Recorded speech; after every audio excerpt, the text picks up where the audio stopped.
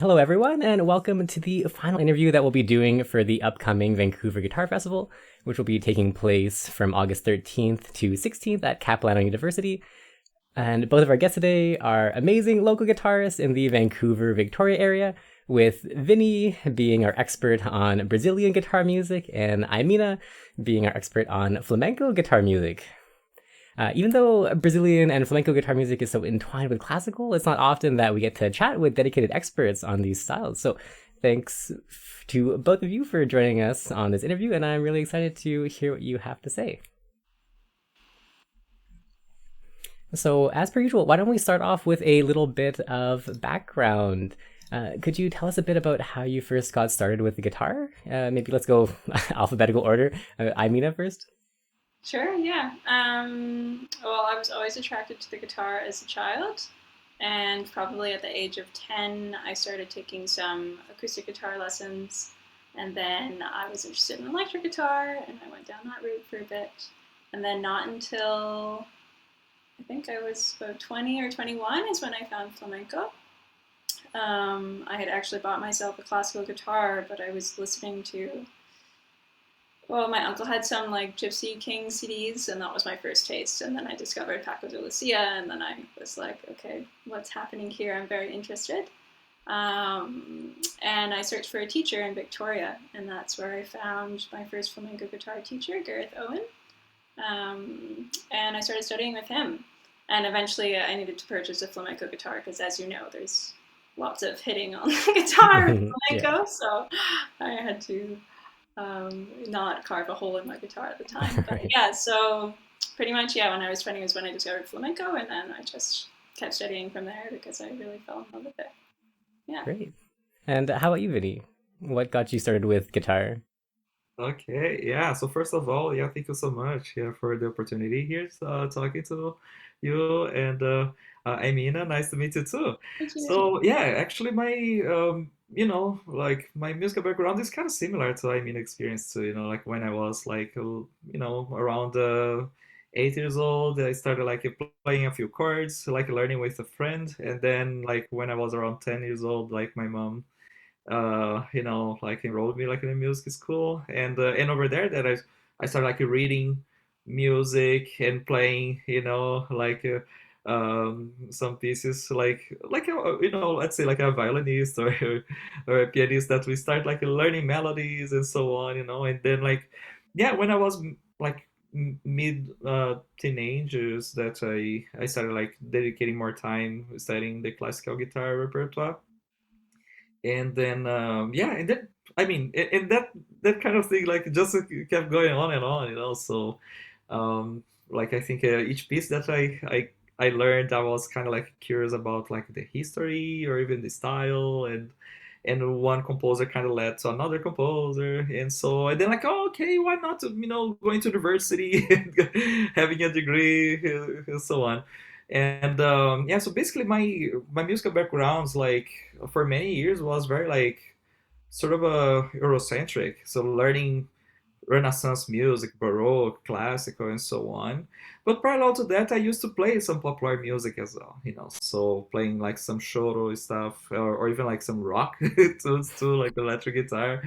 Like a moment of my teenagers, I even like had long hair, had a band, and so Yeah.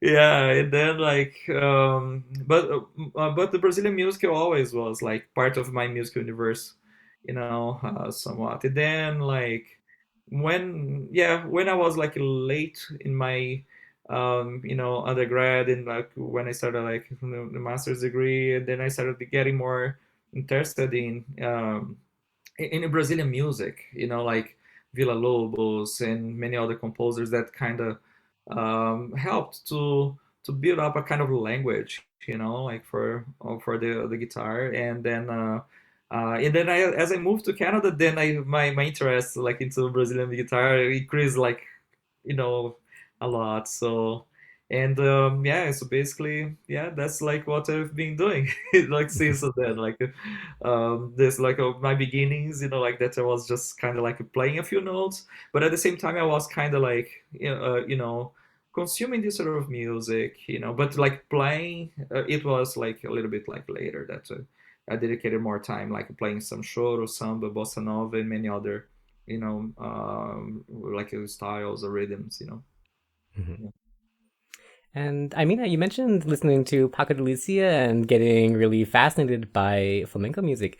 What about flamenco music specifically got you so invested into, I guess, dedicating this current journey of your life to it?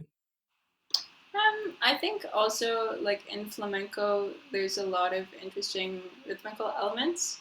Like that definitely interested me a lot because I had been playing guitar, but I never discovered something that had these intricate rhythms, and that was a big part of it. Because the style, like flamenco guitar in itself, like the style of guitar comes out of the art form of flamenco, which in itself is very much to do with the singing and to Hmm. do with dance. So those components really reflect in the style of flamenco guitar.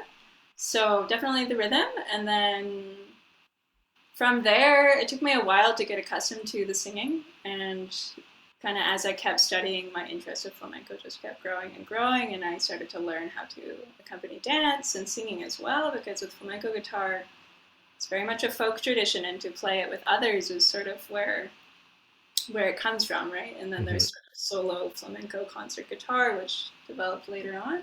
So both interest me, and um, but definitely the rhythm, and then melodically as well, for sure. There's some really interesting. Great. And what have you found to be the biggest difference between flamenco and maybe classical or other styles of guitar that you've played before? I think a big difference, I mean, for sure, between classical and flamenco is that flamenco is an oral tradition. So how I've been taught is always just by like mirroring what the teacher is doing or recording and listening back. Hmm. I mean, obviously we have video now, so definitely a lot of video content as well. Hmm.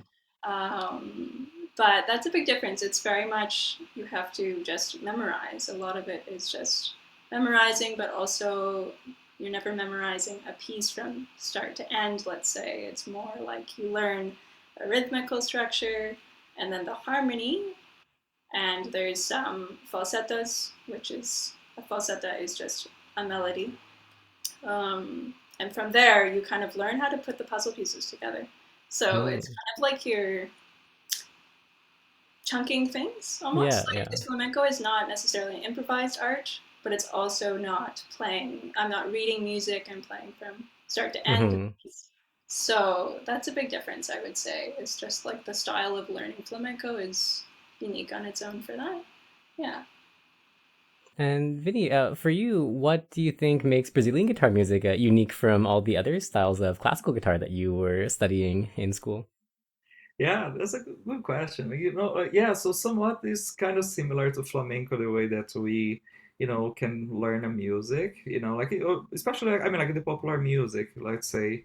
So the form is pretty similar to the traditional, like, rondo, for example, like when I'm talking about choro, so we have like a section A, B, and so on, and then like when we are playing either like a solo or even like jamming, we start like exposing the parts, like the melody, but also like it has like a very structured like harmony. But we also can bring like some other musical ideas, and so on. So I mean, I would think like yes, like we can learn a very similar way as we would learn like a classical music, because like especially like when we read the melody or even like the harmony and so on, but also is a sort of music that gives you like the freedom to add other music ideas, especially like for example some counterpoints like on a bass line, you know, or even like variations on a rhythm as well. So I would say it's a kind of like when we say, oh, what would be the difference between like the Brazilian, compared to let's say with European music. So especially like when we add like some syncopations, some especially like some rhythmic ideas of Hmm. traditional dances like the polka, waltz, like schottish and so on. And then it becomes into what we would say, more Brazilian, So especially like the rhythm, I think will be the like the spicy, like the kind of difference, Hmm. So but structurally is very similar to European dances. Like I mean, like European dances that were very popular during like 19th and 20th century, like early 20th century. And I think you've both mentioned how the music is really connected with the dance and culture and community. So, how do you go about keeping that feeling of connection and communal aspect of the music when you're playing your solo repertoire? Maybe Iminah? That's a great question. Well, sometimes, like when I go to play solo, a lot of times, sometimes I imagine as if in one part I'm going to accompany the dance, or I play something that's very traditional that you would do to accompany dance, Hmm. or I will play a melody that is traditionally sung in the style and the form. But in terms of community, I mean, flamenco, luckily here in Victoria, there's quite a large flamenco community. And because of the community here, I've been able to study, like I mentioned, my teacher Gareth, and also there's a lot of people interested in dance, so that's a big thing here. So I've been able to stay connected and to kind of support each other when there's shows. Like a lot of the flamenco community will come out to support me, or I'll go to see them. But in terms of solo guitar, yeah, another aspect in flamenco that is very supportive that the flamenco community knows is something called a jaleo. And what a jaleo is if somebody is enjoying something that's going on in the flamenco music, if they're watching a performance, they will say something. The classic one is ole. Hmm. Probably have heard this before. Yeah. But this is like, it's kind of, it feels very good when you receive a haleo and when you give one because it just is like, yeah, I felt that moment totally Hmm. musically, emotionally. I'm with you. And that is great support, whether you're Hmm. wherever you're performing, it always Yeah. feels very nice. Yeah. And if you were playing a solo concert with people who maybe weren't familiar with that tradition, would you want to encourage them to be vocal and maybe like make a note of that when you're doing your introductions? Yes, for sure. Yeah, when I'm playing where I feel like not many people know much about flamenco, sometimes I mention this beforehand, just so people feel like they can still be involved. It's Uh-huh. not rude to say something. The harder part is palmas. Like a lot of flamenco is accompanied by palmas, which Hmm. is rhythmic clapping with your hands, which is amazing when there's people that know what they're doing and they're with you performing. But Yeah. sometimes the audience, wants to clap along as well. Uh-huh. And I really appreciate it, but it's better to yell than to, Yeah. you know, Right. because it can throw you off. The rhythm is not always the most intuitive. Hmm. So yes, I encourage haleos when performing around people that don't know. Yeah. Yes. Great. And for Vinny, the same question to you. How do you kind of keep the, I guess, participatory music feeling of Brazilian culture when you're playing your solo Brazilian repertoire? Yeah. Well, I usually like to play something that will be kind of like a vibrant, that stimulates people. Like, well, let's say, especially like through the rhythm, like to kind of get engaged with the music somewhat, and so like I had like lots of like sambas, and or some other kind of characteristic dances like from Brazil, especially like from the coast, like like samba, baião, and so on.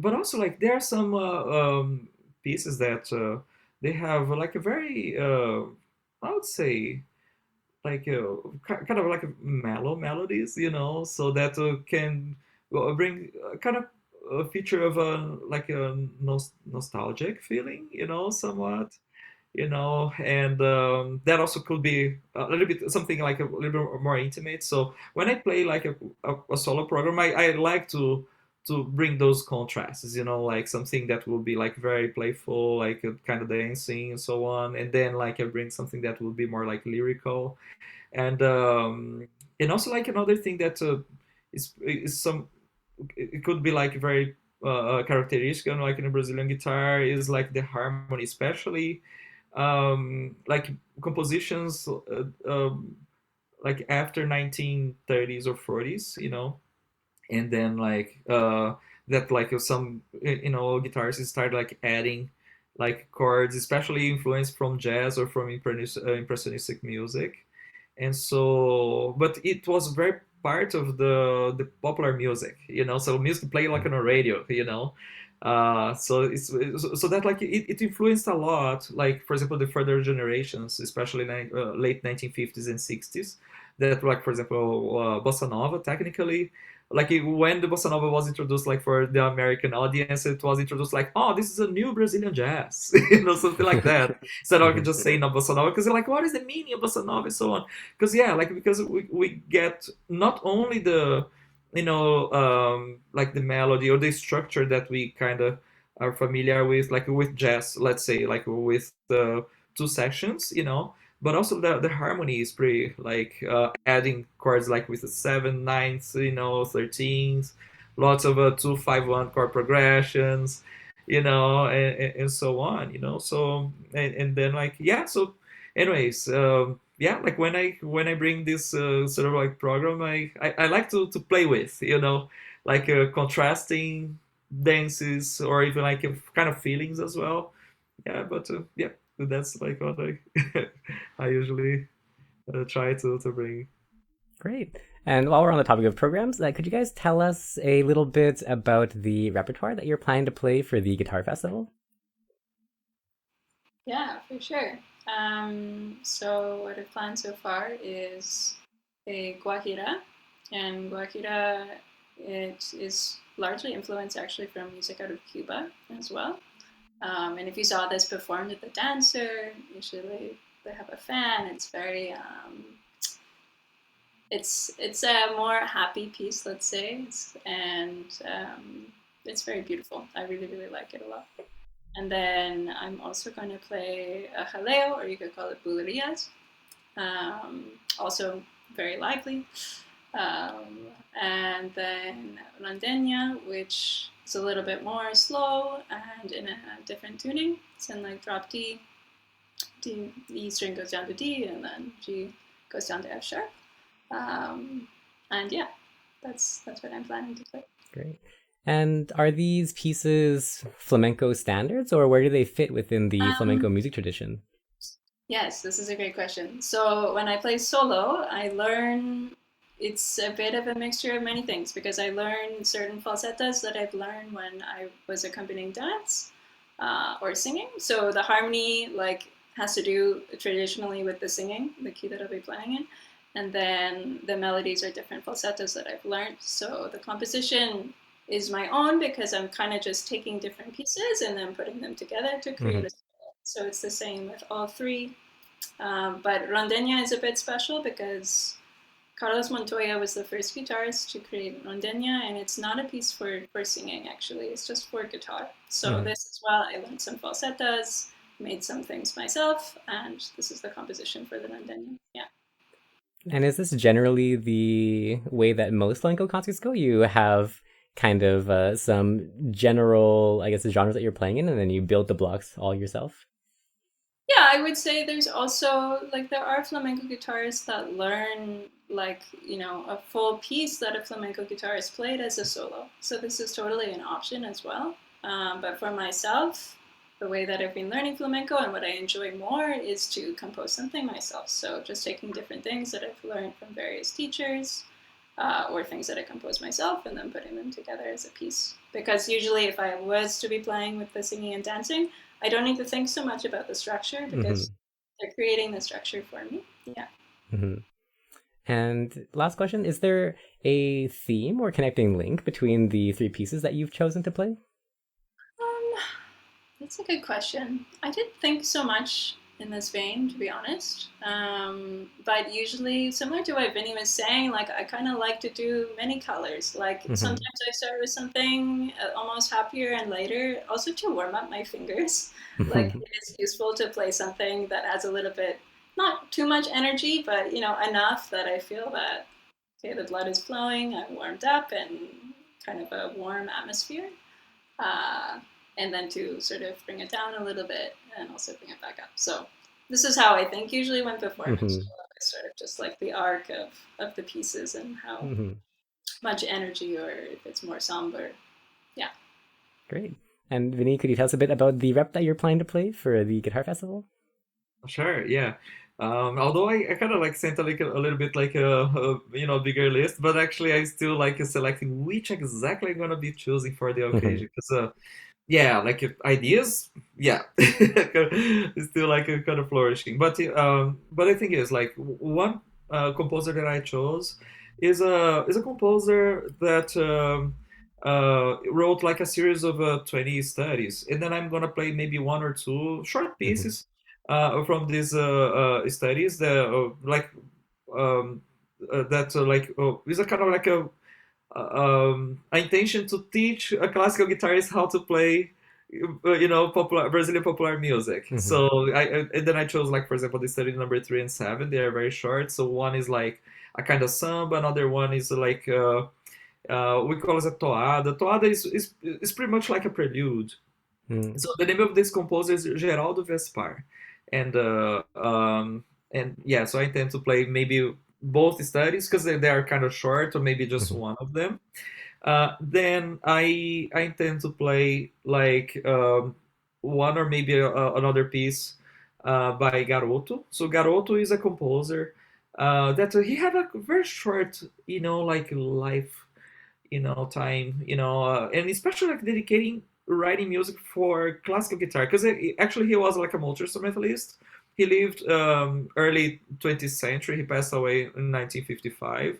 But he's basically most like his solo pieces for guitar he wrote after 1940s and after traveling to the United States with it's a kind of iconic singer from Brazil. Her name is Carmen Miranda. She used to wear like a hat with the fruits and so on, like a very, Mhm. popular like a singer as well as an actress. Like Mhm. she was like playing in some Hollywood movies. But yeah, like on her first tour to the United States, she brought like a band from Brazil named Bando da Lua, and Garoto was part of this band, was the guitarist, like accompanying, and over there he like met lots of amazing jazz musicians, was jamming and so on, and he got like super inspired. Although like jazz actually was already kind of popular, like in radios in Brazil, especially in São Paulo or Rio de Janeiro. But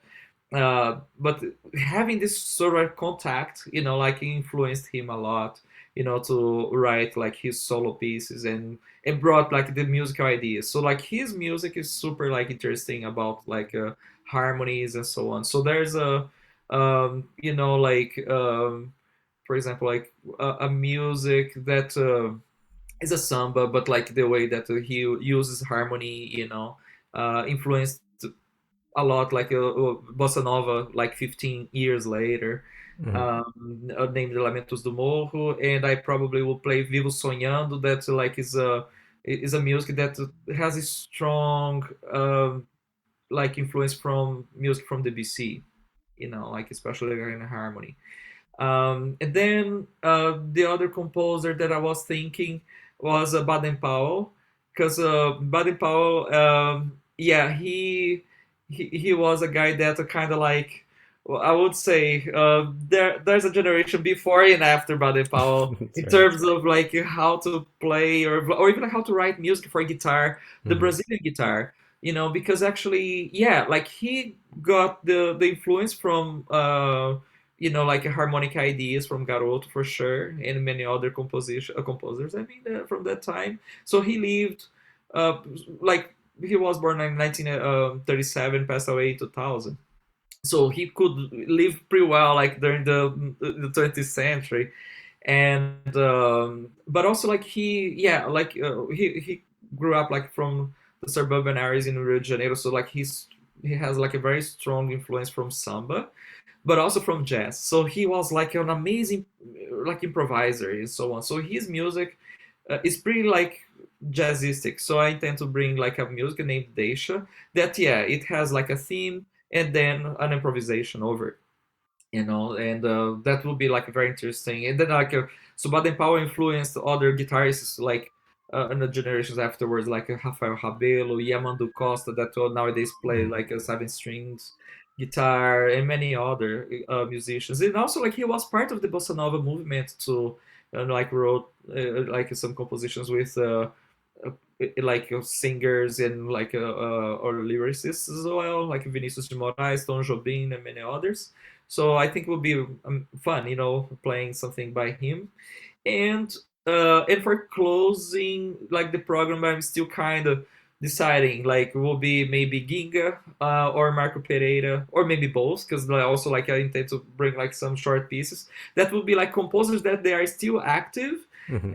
although like they were born like both like in 1950, but they are still writing nice music. That will be a kind of a confluence of those like composers that you know let's say that create a sort of like a school of Brazilian guitar. And if I have still some time, depends on the situation, I would like to bring like Graúna by João Pernambuco. That is a composer that actually Heitor Villa-Lobos was a big fan of. Oh. So he wrote, like, for example, the Prelude Number 5, like the theme that he used like for the Prelude Number 5, he got like from a iconic watch that João Pernambuco wrote, like Huh. named Sons de Magia. It's pretty beautiful and so on. So yeah, maybe I can play like a tiny choro, like those pieces that they are very short, like around like 2 minutes more or less, Hmm. each. But they are very kind of contrasting. So it will be such a way that I can, like through my program, I can do a sort of like anthology of the Brazilian guitar. Hmm. So that is the concept that I have in mind. So that I would love to bring to the program. Great. And I'm Yeah. curious, for Deja, your Bad and Powell piece, will you be playing the original version or will you be playing from an arrangement of it? Yeah, actually, I'll be playing the version that Baden Powell recorded, like in an album named Tempo Cool. Feliz in 1966. Because yeah, there's a theme and then like the structure, the harmony as well. But every time like Baden Powell used to play, he used to improvise over. So I just I learned this version like from this album that like it's really fun. So Hmm. and then like I prefer to present like in an authentic way. So um and yeah, so that will be the version that I intend to bring. Great. So, Imina, when you're performing, is there something that you focus on when you're trying to be expressive or when you're trying to convey a certain emotion in your music? Um, I think about that. I mean, I find that usually maybe halfway through the first piece or after the first piece, I've able to be more and more present. Like, of course, still to this day, I've been performing for a long time, but I still get nervous. Hmm. So this is a part of to try and stay relaxed. But when I start, I can feel there's a little Hmm. tension in my hands. So um, yeah, I find that I do tend to close my eyes sometimes. This helps. Hmm. But I'd rather be in a position where my body is open than closed, because sometimes when nervous or whatever, you notice Hmm. these things when you play guitar for a long time. How are you holding your body? What is it saying right now? Hmm. So I think about this sometimes, or at least I like to in practice when performing to think about what my body language is doing. I do sometimes use like a foot raiser, because in flamenco guitar, if so, the right foot is raised, or you Hmm. have your feet, just on the ground, and you're kind of lifting your guitar up and sort of Yeah. a little bit in the right arm. You can get like a little uh, like stand for it as well, but I don't. So usually I play in this position Hmm. or foot raiser like this. But anyways, that's a part of it. Like to get into the mood is actually to be quite comfortable and feel like Hmm. sometimes it can take a while in the chair and everything to be like, okay, now my body, like I'm comfortable and it's not distracting me and I can focus. So that's a part of it, just like body and just sort of absorbing the environment, because when you perform, every environment is different. Like I'm very excited to perform, and I'm equally nervous because it's like there's going to be this amazing array of guitarists and everybody's very interested in the guitar. Yeah. So that excites me, and also it's actually a very awesome audience to be able to perform for. I'm very excited because I can tell that everybody's going to be very interested and present, and that helps me when performing as well. Hmm. Definitely, yeah. And Vinny, is there anything that you focus on when you're performing and you're trying to be expressive musically? Um, yeah, like actually, I have the same feeling as I mean, like about, because I mean, like, let's say, um, like for example about my music experience, actually I work more like as a teacher than a performer, so like well, when I'm teaching I'm super confident, I know what to Uh-huh. do, but when I'm performing, like, wow, okay. So it's like but I always think about like I'm doing something that will be close to a storytelling, so so like, yeah, so basically what I think is just like, when I'm playing a music, I try to bring up the mood that the music kind of suggests, so, and yeah, like let's say if the music has lots of, like more like a dissonant like harmony, well, like maybe I won't smile as much. So it's kind of like I'll be like, what a feel, like Hmm. like the like the emotional effect that that kind of that chord kind of suggests and so on, right? Or even like if the music kind of is more like silly, like, yeah, I kind of, yeah, I think my body, like I mean I said, like, yeah, like I think my body kind of responds like the same way, and but also like and also how the how would be a sort of like a synergy between, like me musician and the audience, so like how we kind of, interact, like, through the music. I think I follow the vibe. So sometimes I'm playing, I can see like some hips moving, it's like, oh, okay. I go the same way, right? So, but yeah, but when I'm playing, yeah, definitely I kind of, I always think that I'm telling a story that has a beginning and development, and trying kind of closing, but that closing can be something like kind of like it fades as well. I think like, the program will keep like in the audience, mind that like maybe there will be a continuation, or I don't know. Yeah. Hmm. And you've both mentioned having a little bit of nerves and some excitement or anxiety coming into performances. How do you handle that mental aspect with the performance coming up and also when you're, I guess, going on to the stage? I feel, well, preparing is great. Like knowing in advance and being like, okay, I'm going to set aside time, obviously, to practice, and pretty much getting to a place that when you're playing the piece, you're not so much thinking what's coming next, right? The Hmm. more that you know it and it's familiar, the easier it is to just execute and to feel it. Kind of like what Vinny was saying. Like, I want to feel the piece and react to what it's saying. So to do that, yeah, just having it really in my hands, in my body, in my mind, the piece already. So this helps to prepare to practice for it. And then also warming up a bit, obviously beforehand helps greatly. Like the times where I've not done that, it's quite challenging to go on stage and Hmm. start playing, your hands are Yeah. cold. It makes a big difference to be warmed up. So, this is something that I've learned over time, and that also, it's amazing when you have the privilege to and you have the space to warm Hmm. up. That helps me. And to try and be conscious of my breathing, or between a piece to breathe, have a sip of water, be like, okay, I'm here, there's people here. Like, I don't know if I have anything really in my mind of exactly this is what I do when I go Hmm. to perform them so that I can feel not so nervous. But I think, yeah, it's just a part of, you do get more comfortable when you perform more and more often. So Hmm. there's still some comfort, but the discomfort is the excitement and the unknown. Yeah. Even though you think you know something when you're going to play it, you don't know. Sometimes your hands are like, yeah, oh no, oh, over here, okay, okay. Hmm. You need to be able to react, right, to what Yeah. happens. And that's something I enjoy about performing as well. Like what Vinny was saying as well, okay, maybe somebody's like moving and they're really getting into it. That's great. That's like, Hmm.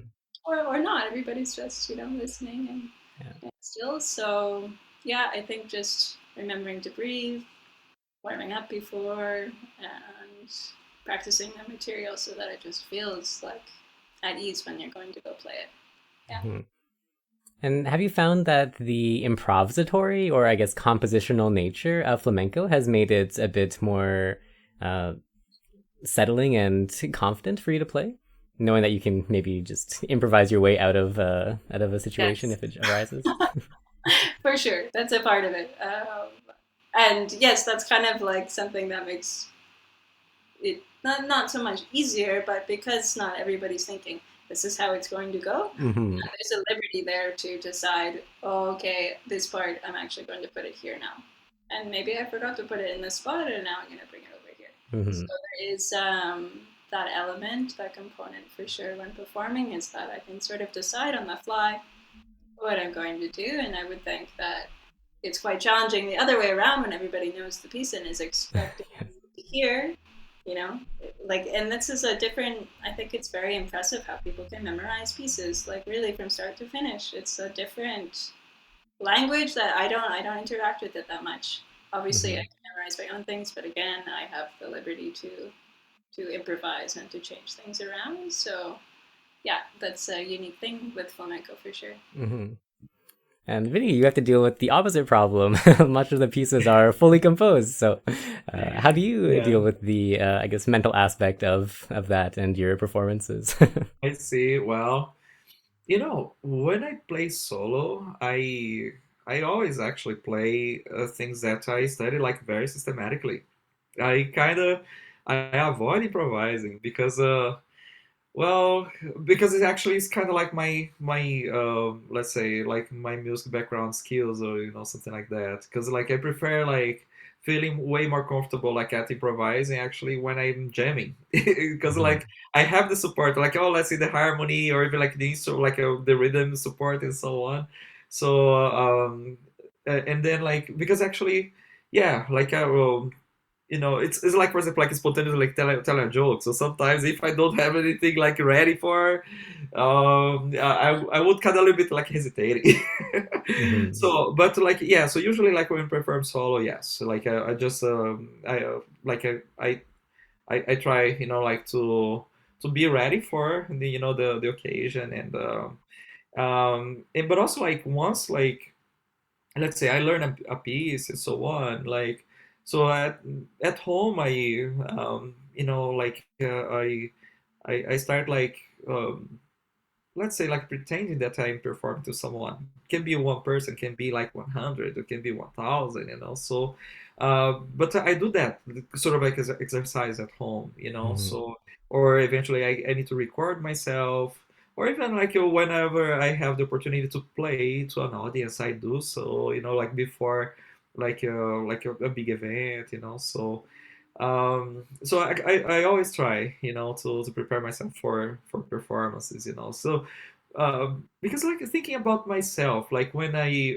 was teenager like playing my first recitals I didn't have that much concern about like being exposed and playing so like I'm Hmm. okay I just play the pieces that I know and that's it Yeah. all right but once I stepped on like the university like going to and then I started like feeling that kind of thing oh I've been like judged like if I'm gonna be Yeah. playing nice or right wrong and so on I started like feeling the pressure, and so I started like getting like more anxious, like hands shaking, butterflies, and so on. And Hmm. yeah, I had to, like do lots of, like kind of therapeutic exercises, to kind of overcome that kind of fear of stage and so on. Like, and fortunately, I had a nice opportunities of, meeting up like great musicians, very experienced ones, like, and one thing that I got like kind of surprised, like for example, as much as the musician was, like they were super humble to share experiences, like or even some Hmm. advice on like how to overcome those things, or even participate in like music festivals as we are gonna be, like working, so we talk a lot and even sharing, to the participants about like strategies of how we can overcome our like anxiety or or fears or Hmm. anything so but anyways like I usually just like I prepare myself either at home or even whenever I have the opportunity to play to an audience so, like I take that for granted like because Hmm. whenever I kind of need to show something, well, the audience is not there like for judging; it's just for enjoying, Hmm. the music that, or yeah, or hear the story that we have to tell. All right, so I mean, no, it's not like a bad thing, all right? So I always take that like in a fun way, and part of the learning process for sure. Hmm. Kind of related, but not related. I saw in your recent master's recital that you had a rug and a specific chair. Is that related to uh, some comfort or habit, or what's the story with the? Yeah, no, that's a good question actually. Well, I got those like rugged chairs like specifically for that occasion. So it's not like a ritual, but it's a just a sort of like attempt to bring like some accent to the Hmm. performance because when we play like a solo, like, and especially like at university, or not only at the university, but in classical music sometimes we don't give like as much care to to the stage or scenario, like as for example like in popular music do people do like for example light, background, like this stage setup I think Hmm. is I mean, as artists, we can kind of play with those, like the senses, not only listening, but the visual, I mean, like it's part of the environment, all right? So, Hmm. I mean, rugged chair is just like just an item, but to bring a sort of accent, like Hmm. intentionally. I could actually, if I could, because depends on the structure or even like the Yeah. logistics and so on, I would bring way more stuff, Hmm. But of course, we can play, we can share what we learned or what we produce, like as best as we can. Like, and also like, depends on the resources that we can do, but like for example here, like probably for the interview we can find a spot where we can put like you know something here in the back, not Hmm.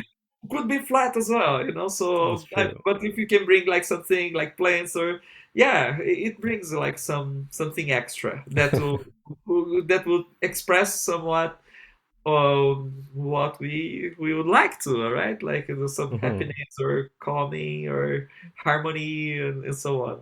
Yeah. That's right. I always, I always keep this nearby somewhere just because I think it's. It's a cute one. It's pretty beautiful art. Was it like made by yourself or No, I went to a arts stall and it was there and it was perfect. I bought it immediately. Oh, that's great. Yeah. Yeah, so that's Yeah. like something that we can that will be part of our like our artistic expression, all right? For Hmm. example, like when I play like jamming, like I play with a shoto group. So I really like to wear like a hat, like Hmm. and but of course not every time, but like I feel like for example like it's part of my character, so Hmm.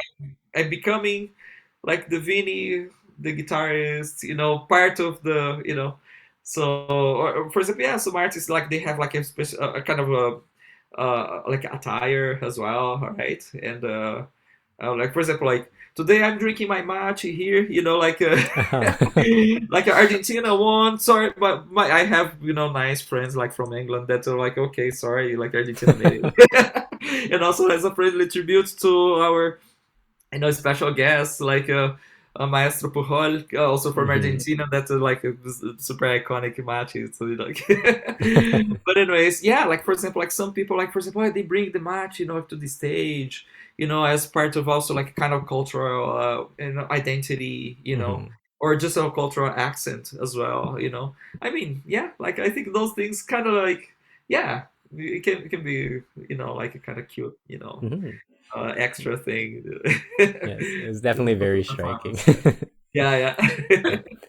So you've both been part of many different guitar festivals. What would you say is the appeal for these kind of events, and what makes the guitar festival such a worthwhile thing to go to? I think like well for me lots of inspiration and also like Vinny was saying discussing with other musicians and talking about music and what their process is and hearing them play and just feeling very inspired. So that's a big part for me.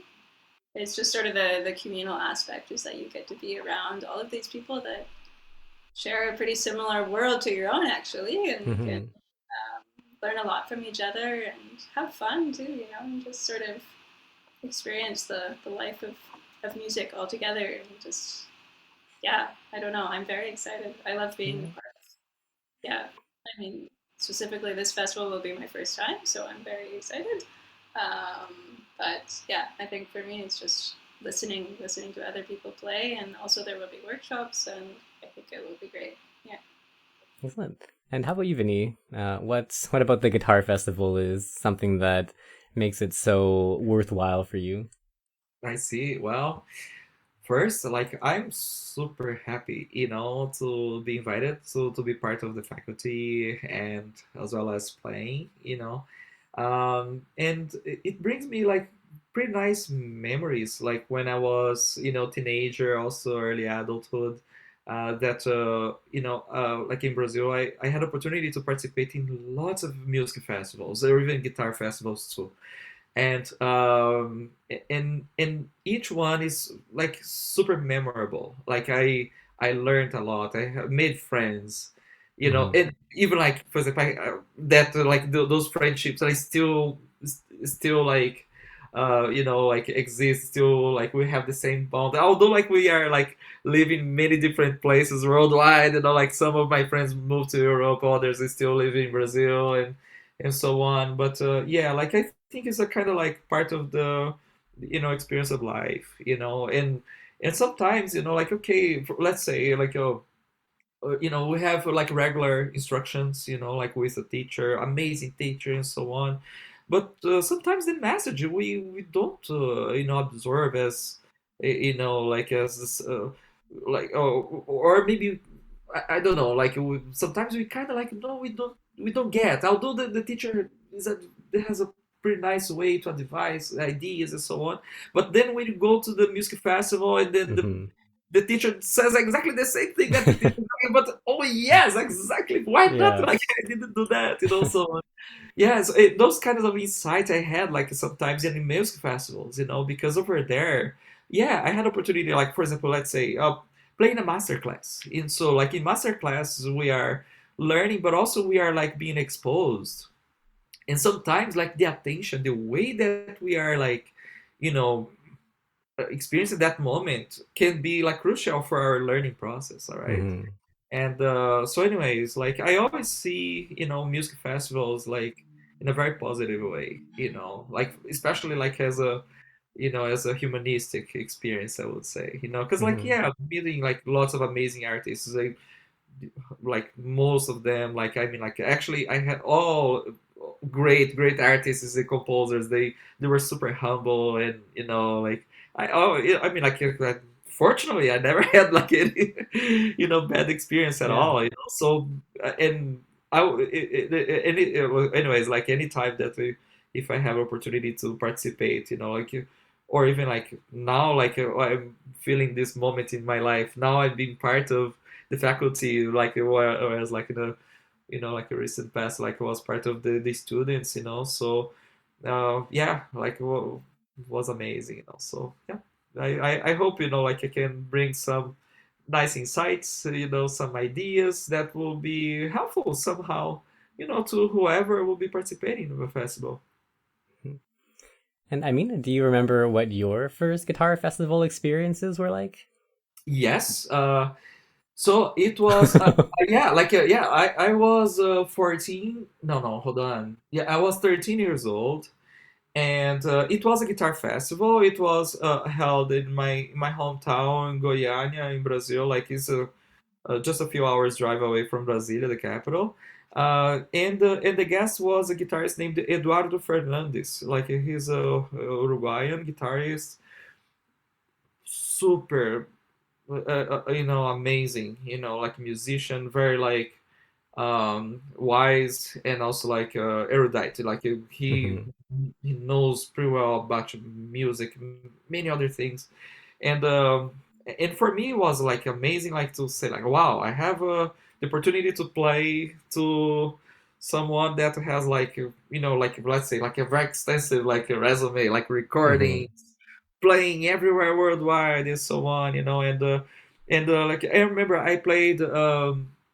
Like I played Villa Lobos. I think it was the two number one, and it, I mean like besides like he talked about some technical features that this study provides and so on, but he had a pretty nice concept about the piece. Like I Hmm. mean that is a kind of a scope for imagination. Like oh, imagine like Villa Lobos, like new Brazil, like like I mean pretty well, like as just a few Brazilians had the opportunity like traveling, like hearing stories, knowing their recordings and so on. So Hmm. basically this study basically something like as grandiose as like the Amazonia forests, like the culture and so on.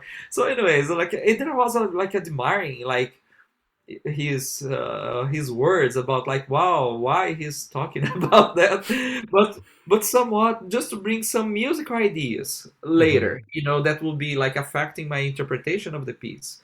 I mean, so first I had to have like to overcome my technical limitations about like how I would do the arpeggios, how I would place my fingers to play the chords and so on, but also how I would do the phrasing and so on, so yeah, so he was pretty like like important for me to have those kind of like hey like the comprehension like that it's not like it's not like limited into like just the technique or just the harmonic analysis. No, you can also learn a little bit about the composer's historical background or the music style, or the Hmm. features of that kind of music style and so on. And so we can, express or you can interpret, like the music, not saying like in an authentic way, but like at least like as close as possible up to the features of the, of the, like of the genre or the style of the music based on, Hmm. let's say, the the history or even like recordings, like or as many like like material like resources that we have just to Hmm. improve our like our interpretation. Like for example, like if we play like popular music, play flamenco. I mean, like each style has like some features that we, like, especially like as a listener, somewhat we kind of expect, like. So that like yeah, I think Eduardo Fernandes was like this kind of like teachers like during the music festival that opened my eyes that like wow, I need to learn lots of things that is not only to play the notes accurately. No, Hmm. I need to learn many other things, like that will improve my understanding as well as my interpretation of the works. All right. Hmm. And how about you, Imina? Yeah, I experienced this when I was in Spain. I was just there since January, and I got back at the beginning of June. And I had quite a few master classes when I was there. I was studying in Hmm. Sevilla at a school called Fundación Cristina Ern. And yeah, similar thing to what Vinny was saying was that depending on the teacher, not technique was not everything, but also each teacher had a little bit of a different, style, flavor. Hmm. Same in flamenco, like a lot of flamenco is in Andalusia, but in Andalusia, every little region sort of has their take on the music and on a style, and almost maybe does one style particularly well, let's say. Hmm. So I had the fortune of studying with a few different teachers from different areas that would come and teach us, and was very amazing to experience that and to see how they would play and the advice that they would give. And yeah, I felt like I learned a lot from that different exposure. And seeing that they were just like, yeah, a humble, nice person and open to chat, and while being a very amazing, accomplished guitarist at the same time. So yeah, I felt very inspired having experienced those master classes. And I think it's a unique thing when, yeah, you're in a classroom with people and we're all sort of like, just focused with the teacher and learning, and you take all that stuff home with you too, right? Like sometimes the Hmm. exposure is a lot and it's really exciting, and then you kind of get something sort of, and then later you go home and you're, oh, okay, now I understand what they're Yeah. saying. Amazing, it's coming out, slowly Hmm. but surely. So yeah, I definitely relate to having some pretty inspiring experiences. Yeah. And if somebody was thinking of coming to this guitar festival and it was their first time, what advice would you give them? Um, hmm. I don't know. I need to think of that. Okay, maybe Vinny first. Yeah, easier ideas. Well, I'll try. Let's say I think to be open and to be kind to yourself as well, because studying music, as we all know, it's a challenging process. There's a lot of beautiful moments as well, but it's quite difficult to spend this much time to study, to focus. And we go through these experiences where, oh, hi, I got it. And other times it can be frustrating, and we kind of, Hmm. so just to be, yeah, open and kind to your learning, and yeah, just to try and be receptive, because music is amazing, and the more that we're open, the more we can grow as artists and continue to learn. Yeah. Beautiful. And how about you, Vinny? What would you tell somebody who was coming to this festival for the first time? Yeah, so I would say just continue attending to music festivals. Not only, like let's say, I think it's very important, like for a student, like not only studying the pieces, but attending to live music concerts, because we learn a lot, just by watching somebody playing live, because like although we have the opportunity to have access to recordings, videos, and so on, but live concerts, you know, basically there's a kind of like let's say we have a kind of like a kind of a particular world, that just is kind of like created like for that happens like just during the moment. It's pretty magical, and we also can have like some catharsis, like while you know like listening or watching somebody playing and so on. I think it's like yeah, the same amount of time, or at least close as like the time that we dedicated like to yeah like to study. I think would be it's pretty amazing if we can like see somebody playing Hmm. live, and especially if we have opportunity to see nice musicians playing, and regardless the style, can be classical, can be popular music, and kind of like bias free as well, like I mean, it's always part of like the music experience is part of the learning process. So yeah, so whenever the student had opportunity to go to live music, events, or to those like festivals, master classes, I think will be welcome. Because like I think that's the way we can optimize the learning process, I would say. Great. Well, with that, let's wrap things up. So, if anyone is interested in joining the Vancouver Guitar Festival, it'll be happening from August 13th to 16th at Kaplan University. Registration is still open, but it is getting pretty full, so you can go to vancouverguitar.org for more information and how to sign up. And if you aren't a guitarist and you want to listen to concerts, it's still important. So you can find the concerts on the evenings of the 14th and 15th at Kaplan University as well. And if you want to specifically watch these two amazing guitarists, they'll be on the night of the 14th. I would recommend going to both concerts because Maximo Diego Pujol will also be there on the 15th, and he's amazing. So do come to both concerts, and if you have it in you, come to the guitar festival as well. So once again, you can go to vancouverguitar.org for all the information on the festivals and the concerts. But any case, thank you for watching, and a huge thank you to our two lovely guests for this very wonderful interview. Thanks so much for your time and for sharing your expertise on your very fun and specific style of music. Thank you, TJ, so much, and thank you, Vinny, for sharing. I'm very excited and honored to be part of the festival. Thanks. Yeah, thank you so All right. much, TJ, Yes, and then thank you, Iminah, yeah, like for sharing the interview. Yeah, it was such a pleasure, yeah, to share some ideas and kind of information to the audience. Yeah, I hope you guys enjoy. yeah, it'll be very exciting to have Brazilian and flamenco representation in the festival this year. So thank you two so much, and we'll see you there. Take care. Thank Okay, you. bye.